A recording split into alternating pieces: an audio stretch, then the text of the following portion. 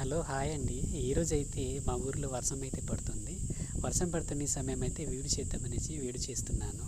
చూసారు కదా, శివలంబరం railway station అయితే నేనున్నాను. ఇక్కడ చూస్తే గూడ్స్ ట్రైన్ అయితే ఆగి ఉంది.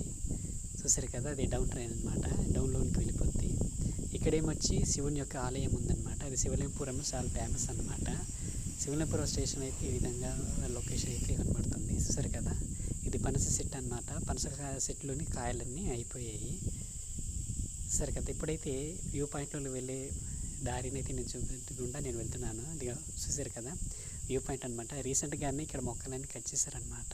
వ్యూ పాయింట్లో నుండి ఇలా చూడగలిగితే అటువైపు అయితే లొకేషన్ అయితే ఈ విధంగా అయితే కనబడుతుంది. ఇలా ముందుకు వెళ్ళినట్లయితే ఇక్కడ ఒక చెట్టు అయితే మీకు కనబడుతుంది కదా. ఈ చెట్టు అయితే మీకు అది తెలిసి ఉంటుంది. దీన్ని బొడ్డు చెట్టు అంటారనమాట. ఈ బొడ్డు చెట్టులో చాలా అయితే కాయలు అయితే ఉన్నాయి, పండ్లు కూడా ఉన్నాయి. ఈ పళ్ళు వచ్చి కోతులు పక్షులు అయితే తింటాయి. మనుషులు అయితే తినడానికి అయితే తినరు ఇవి.